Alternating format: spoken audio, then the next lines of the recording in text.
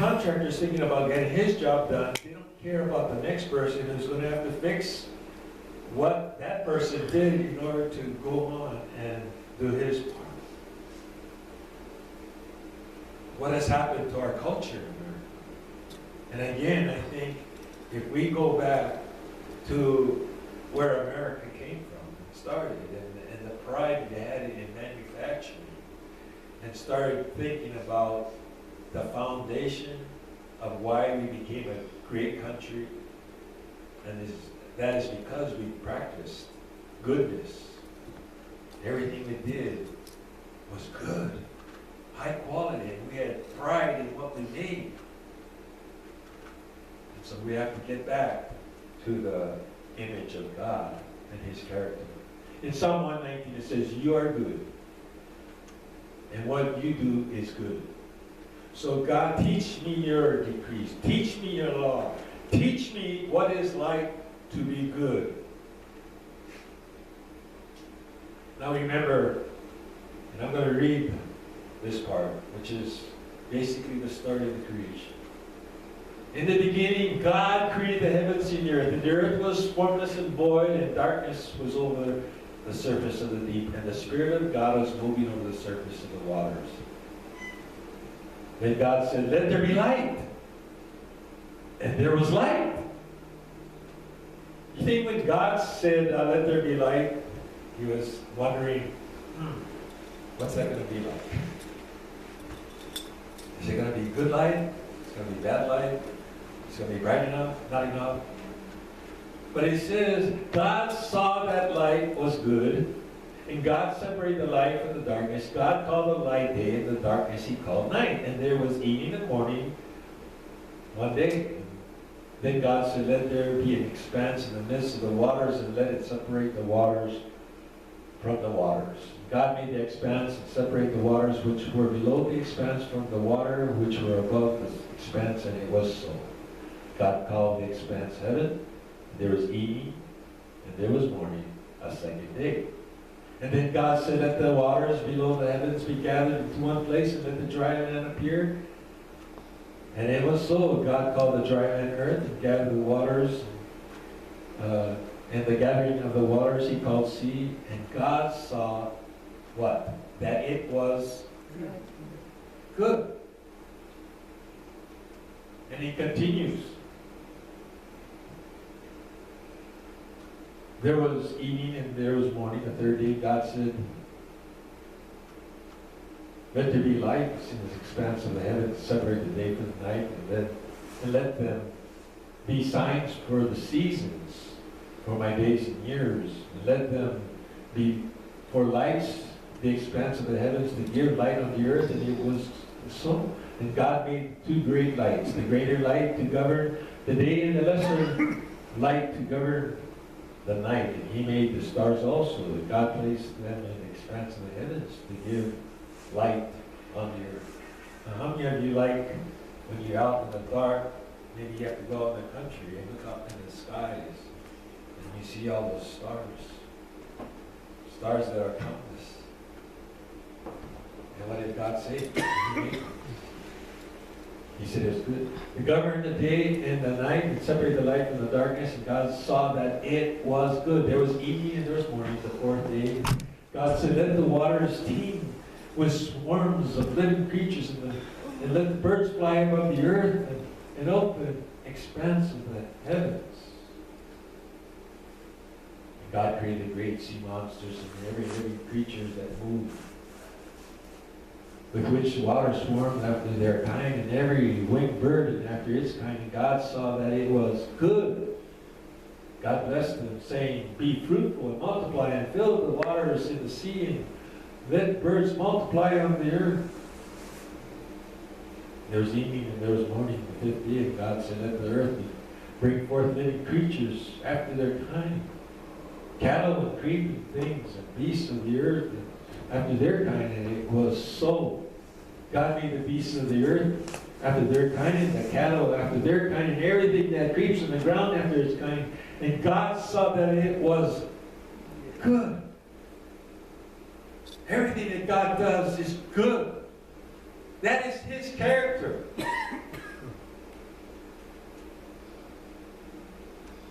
And we as Christians, when we do the work of service,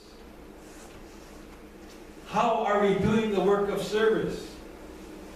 Are we working just to get by or just to get the job done? Who are you working for, by the way? Are you working so that people can say, well, look what he did, or look what she did? Or are you doing it because what you're doing, you want God to be pleased with who you are and what you do with what He has blessed you, the gift that He has blessed you. We have to make sure that everything that we do is to the best of our ability. Now, you know, it's okay if your best is not better than somebody else's best. Okay? You understand what I'm saying? Because sometimes we do our best and we feel it's inadequate because this person is doing that job a little better than we are. Guess what? God understands what He has given to you. He knows your ability, and if you're doing your very best, He is pleased. But you know what also is, if you are not doing your very best, you think He is happy with that? I think it's not like, well, you better get your act together. Like, He has this loving heart and says, my son, I know you can do better. And it's meant like an encouragement for us as Christians to do better. Like the Apostle Paul says, you know, but excel still more. Do better. Strive for betterness. Because that is God's quality. Is trying to do everything to the highest quality as possible.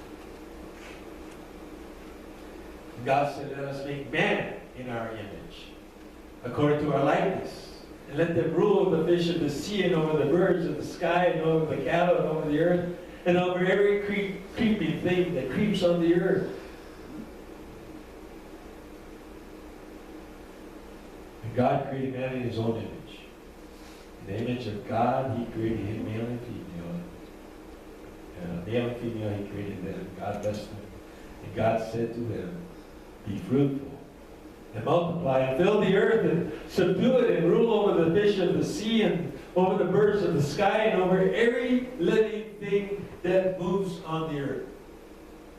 And then God said, I have given you every plant yielding seed that is on the surface of the earth, and every tree that has fruit yielding seed, it shall be food for you. And to every beast of the earth, and every bird of the sky, and to everything that moves on the earth, which has life, I have given every green plant for food. And it was so. And God saw all that He had made, and behold, it was very good. And there was evening and there was morning, the sixth day. Everything that God has done was good. It was perfect. Had no flaws at all. From the very beginning, God's character was nothing but good. In Matthew the 19th chapter, you remember this guy, you know, he's got a lot of money. He comes to Jesus. It says, and behold, he came and said to him, good master, what good thing shall I do that I may have eternal life? And he said to him, why callest me good? There is none good but one, that is God. But if thou wilt enter into life, do a simple thing. Keep the commandments. And he said to him, which one? Which commandments should I keep? And Jesus said, thou shalt do no murder, thou shalt not commit adultery, thou shalt not steal, thou shalt not bear false witness, honor thy father and mother, and Thou shalt love thy neighbor as thyself. And the young man said unto him, Can you see this man? All these things I have done since I was a kid, my youth. What lack I yet? And Jesus said unto him, If thou wilt be perfect, go and sell that thou hast. Sell everything you got and give it to the poor. Thou shalt have treasure in heaven. And come and follow me. And what happened? It says, when this young man heard that saying, he went away sorrowful. For he had a great possession. He had a lot of money. He had a lot of things. But he couldn't see the greatest thing that he should do with what he had. That is to do what Jesus is asking him to do. Now, put yourself in that man's shoes for a second. If Jesus told you, sell everything and give it to the poor and come follow me, how many of you would be willing to do that? Now, I'm talking about Jesus. That's a hard one, right? To sell everything, sell your house, sell your car, don't have any possessions, sell it all and come and follow me. Aren't you glad that God is not telling every single one of us to do that? It'll be hard. But the reason Jesus said this is that we as Christians need to do anything that it takes and allow nothing to stop us from getting in between doing what it takes to what Jesus has called us to do. Now, we should be fortunate and glad that there's some people that have a lot of money. Why? Because you know what? Whenever there is a fundraiser, who do they go to get the money? Do they go to the poor people to raise the money? No, they go to the people who have money and that are generous. Because God has blessed them with a material possession. And so they go out and ask the wealthy people to help out for a cause. If we didn't have wealthy people in our congregation, I probably wouldn't get a paycheck. If we had all poor people in the congregation and none of them made an income, how are we supposed to pay the heat bill or the electric bill? You see what I'm saying? But God is telling us that we need to be willing to give up everything for Him. Now I know if God had asked you to do that today in an audible voice and you knew it was God, all of you would be willing to do that because you're at a point where you're ready to trust Him with everything you got. If God said to do it, I'm going to do it. And if you're not in that position where you're ready to give up everything for Jesus, then I would question your faith. Any day today, it can happen where, again, a bunch of soldiers come in with machine guns and ask you to give up everything you have. And I don't mean your possessions. I mean giving up your faith.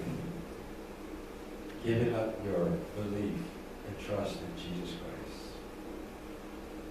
There might be, and it happens today, all over the world, where people, Christians, are asked to renounce Jesus Christ, and they will live. And if they don't, they are killed. And I think this is what Jesus means by being able to give up of what you have and follow Him. He says, again I say to you, it is easier for a camel to go through the eye of a needle than for a rich man to enter the kingdom of God.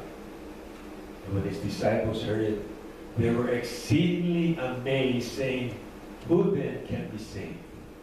You know what?